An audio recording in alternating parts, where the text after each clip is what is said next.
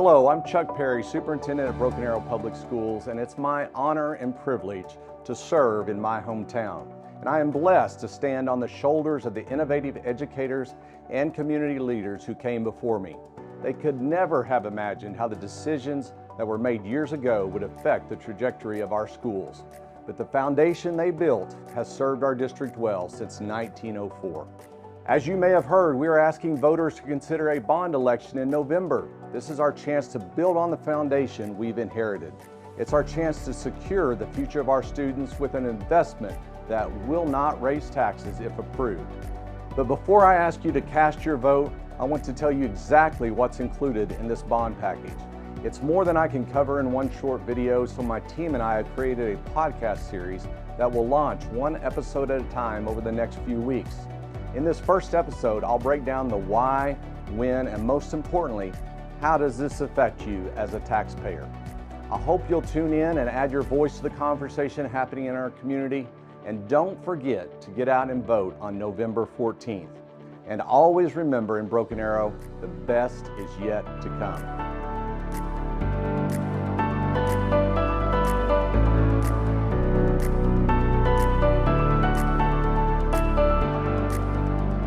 Hello and welcome to episode 2 of Secure Our Future, the podcast series about the 2023 bond issue here at Broken Arrow Public Schools. I'm your host, Greg Spencer, and with me is Tara Thompson. How you doing, Tara? Pretty good. How are you today? And I'm doing good. We got two special guests today here to talk safety and technology. We've got the one only Jeff Martin. Jeff, how you doing? Doing good. And Ashley Bowser. How are you doing, Ashley? Fantastic, sir. So we've got the two foremost experts in the district about safety and technology, and I feel like we should probably kick off with technology, right? Fantastic. Might I as love well. to talk about technology. So Tara, why don't you set us up with the first question for Mr. Bowser here, and let's get to talking about what this bond issue is going to do for technology in the district. Okay, well, the first question is the hardest one, and it's tell us, why are you the expert that got invited to the show today? Ashley, tell us a little bit about your background and you know, how you got to be the IT director. Sure. Well, I am the Chief Technology Officer for the district, and my route to that position is a little unusual in that I started out as a classroom teacher. I taught speech, debate, broadcasting for 13 years at the high school. And then I was assistant principal at one of our middle school sites, Sequoia Middle School. I was there for 3 years. And then I was building principal at Centennial Middle School for 2 years. And then I've spent the last several years in technology, first as the executive director of information services, where I oversaw our enrollment team as well as our student data management team. And then I've served in this role. I'm working on my 4th year as our Chief Technology Officer. So for me, it's always important to be able to remember what it's like to be in a classroom, what it's like to be a classroom teacher, because that's the core of what we do every day. And speaking of classrooms, a big portion of this bond is technology for the classrooms, right? Absolutely. Yeah, it's nuts and bolts kinds of things. You know, we've been really good, I think, in the past of providing technology, but there hasn't really been a life cycle replacement plan. We all know that, like, eventually the car gets more costly to repair than it's worth, right? And we need to replace that. Or you can't update your phone anymore because the newest software isn't supported on it. And so you have to replace those things. And so that's what this bond issue is all about. Okay, very good. And Jeff, we just recently had you on our other podcast, Core Values. Absolutely. But for the people that didn't catch that episode, why don't you give us a little bit of your background and how you came to Broken Arrow? Okay, I've got 39 years in law enforcement, 3 years military police, and then 36 years with the Broken Arrow Police Department. After that, with the Broken Arrow Police Department, I came over as coordinator for safety and security for Broken Arrow Public Schools. While I was on the police department, I coordinated off-duty officers to be security at the schools for the athletic events. Okay. So, Jeff, with your background, what would you tell our viewers or our listeners about the safety aspects of this bond issue? Because it's $5 million. So what is that $5 million getting the voters? Well, it's very important because it's got multiple pieces. When you talk about safety and security, it's a layered approach. And there are different layers that we're placing out there to be able to take care of things. We have fencing that we're going to be putting that is already part of the event center and going around the stadium. Well, we're expanding that out. We're including that between buildings at the high school site to be able to give us more of a position that the students are on an inside, and instead of building buildings there, we have fencing. And there will be, along with that, secure vestibules, adding on to the numbers that we already have, so we have sites for the students and parents and any other guests that come here that are supposed to be here that they have to go through for a checkpoint, basically, to ensure that only the people that belong here actually are here. We're increasing lighting out in the parking lot at the high school. We realize over time that, my goodness, it can get a little bit dark out there, so we're increasing our lighting and making that more cost efficient with LED lighting. We also are taking a look at just adding to our cameras that we have. As Mr. Bowser had talked about, there has to be a refresh at some point in time on things. And we are getting to the end of life on a lot of the cameras, and just to increase the ability, that technology has changed dramatically, and it does so just in just a year and a half. Every time you have better stuff coming out. So we're trying to make sure that we are at the cutting edge on that. And what we have And out to there. clarify that, we're talking about security cameras, Security not like cameras. the No, no. AeroVision cameras. No, and such. exactly, Yeah. exactly. Good Yeah, point. that's security cameras at all the different locations that we have students at. We have cameras there, providing a layer of security for that.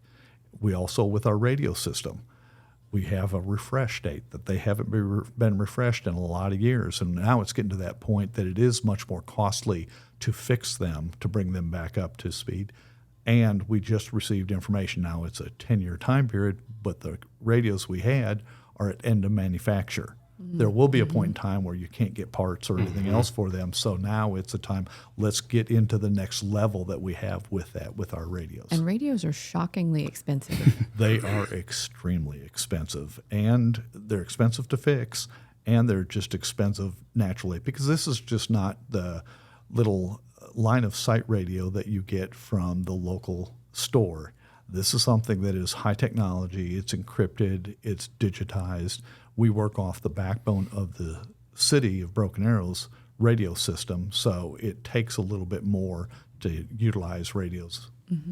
And you gave some really good specific examples. I want to jump back over to Mr. Bowser. Ashley, can you kind of tell us what some of the specifics that would be included in the technology package for the bond? Yeah, so kind of piggybacking on what Jeff was talking about, when you talk about like security cameras specifically, I just want to share this, that we have close to 1,300 security cameras around the district. Wow. And so when you talk about replacing that old technology, that adds up really quickly. Over 21,000 Chromebooks around the district. So we 1-to-1 in the secondary space. So 6 through 12, students are issued a Chromebook. They take it home each day as part of our, the way that we instruct kids. And at the elementary level, we're 1 to stay. So we have Chromebooks in every classroom assigned to students, but they don't actually take them home each and every day. And so that's to help support our instructional goals that the instructional team has. But, those are just two elements, right? Like we still think about like how instruction or how education has changed since I was in the classroom a decade ago. I mean, when I was there, when you were using the Google suite of apps, that was pretty new. That was pretty cutting edge, right? I was really happy to get a smart board in my classroom. Like that was a really big moment for me. And now smart boards, we put them in all across the district at the same time, and so now we have a high failure rate as a result of that. Bulbs are dim, things are pixelated. And to Jeff's point, trying to be able to get parts for some of those things are ridiculous. I remember one instance where we ordered a part for a copier, and it took us over 16 months to get the part for the copier. And that's one copier in one building that affects a small group of teachers. So you think about like over 200 copiers around the district, nearly 2,000 phones around the district. I mean, you're talking about a lot of different things, but back to my point about how it's changed.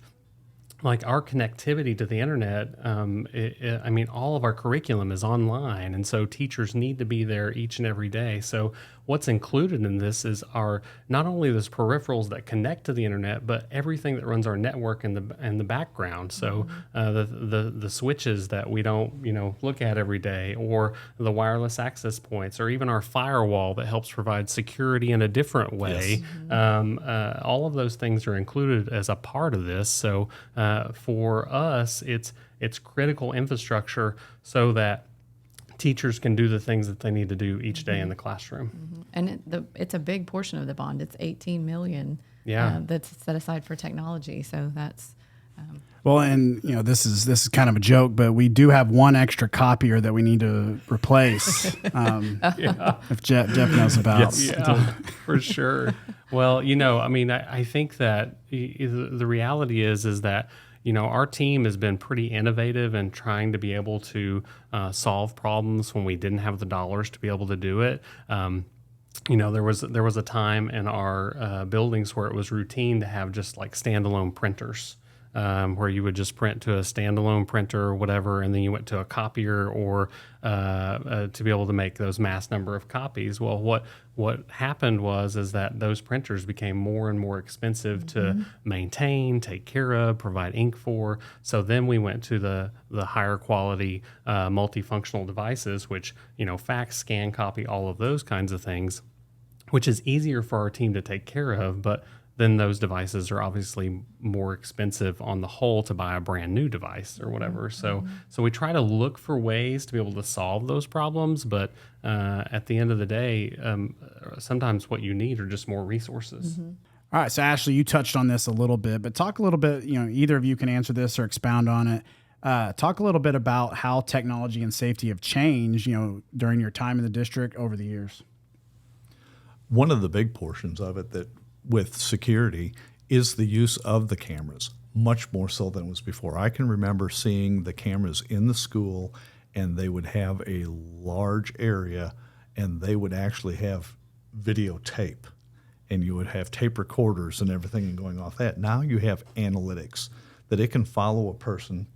If you've identified them, that can be followed throughout the entire building. And when you look at the size of the high school, going from one building to another, the ability to do that is very important. It's not to follow an individual for no reason. It's to follow somebody that something happened to them, that they've reported something, and now we have to backtrack to find out who they had contact with or what they had from there.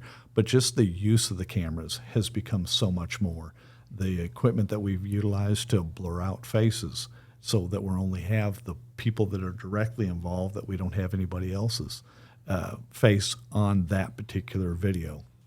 There's just so much within that it's been a learning curve for a lot of us, but it's something that is so necessary and is utilized, and it's a commonplace thing. Well, and I would say the reliability. When I first started as an assistant principal at Sequoia Middle School and trying to use cameras to do an investigation, I mean, you almost were more frustrated that you had cameras that were ineffective, didn't work, and it unfortunately created a false sense of security. Like people, our patrons or stakeholders or even teachers would feel like, well, you can find out what happened, right? I mean, you're going to be able to investigate it. And, more often than not, the camera was failing, didn't record, or the motion sensor didn't trip or whatever. So I would say that one of the big things that's happened is that, and this is true of, all the technology, whether you're talking about a Chromebook or a copier or whatever the case is, like the reliability is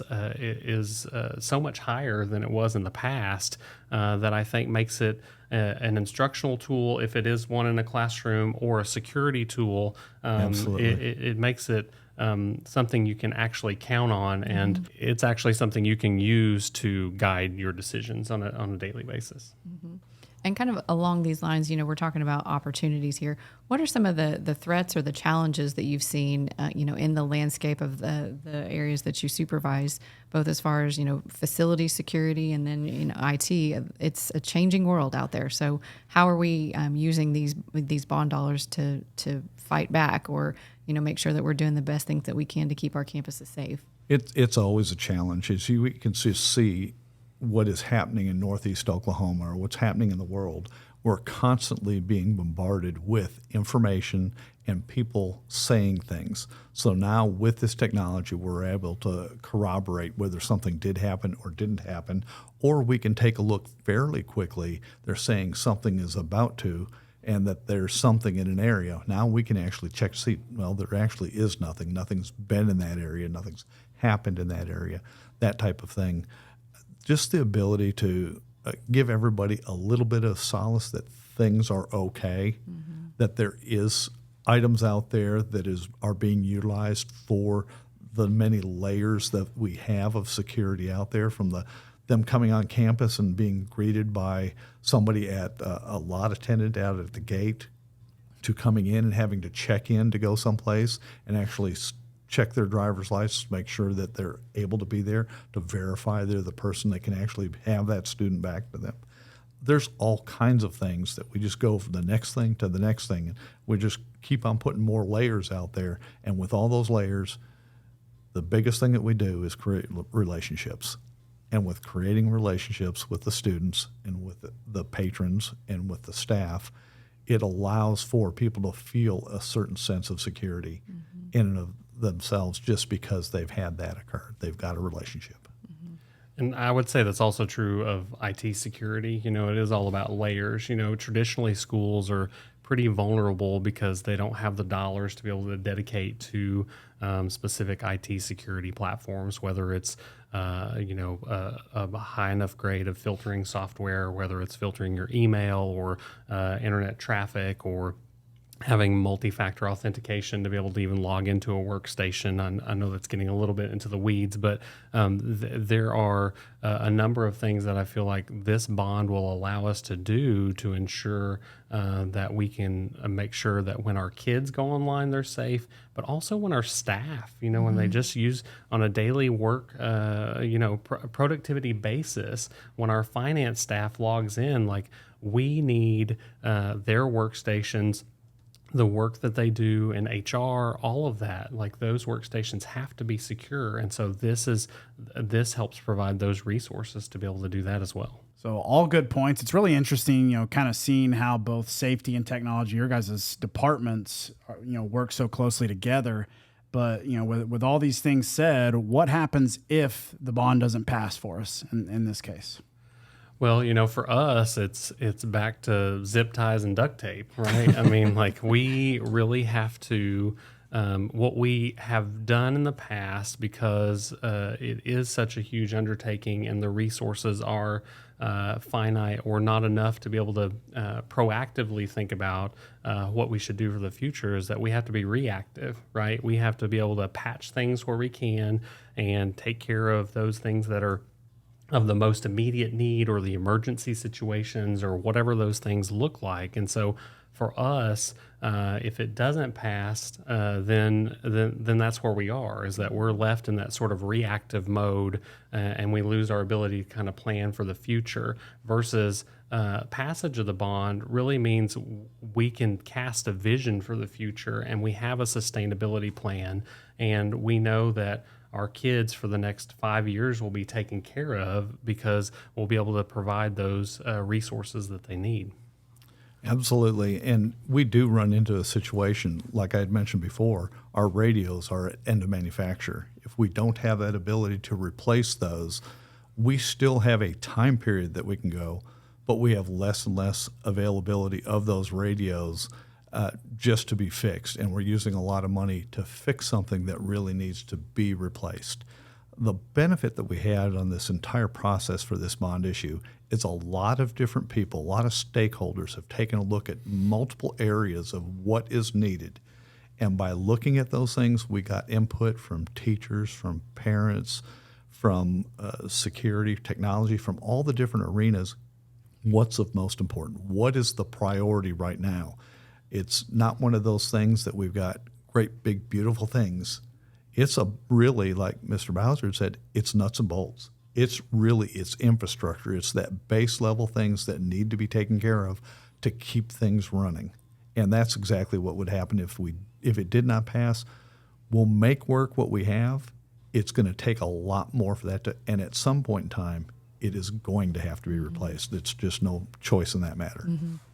Well, and that's one of the things a lot of people, and I think we're going to dive more into this on future episodes, but a lot of people probably don't realize is the thought process behind all this and how it all, like you said, comes about with parental involvement and multiple principals and staff members and teachers and just how the machine of how it all comes together before a bond issue is even presented, right? Yeah, we're going to talk with some people that participated on that long-range planning committee and go a little bit deeper with that. Awesome. Well, I think that's all the time we have for this episode. We'd like to thank Ashley Bowser and Jeff Martin for joining us here on the Secure Our Future podcast series. Be sure and subscribe to the AirVision Podcast Network on YouTube, Spotify, SoundCloud, and Apple Podcasts so you don't miss an episode. You can find this episode and all the episodes of the Secure Our Future podcast series on www.baschools.org/2023bond and really find out all the information you need to know on the bond issue. Guys, we'd like to thank you again one last time for joining us, and we will see you next time. Thank you. Thanks.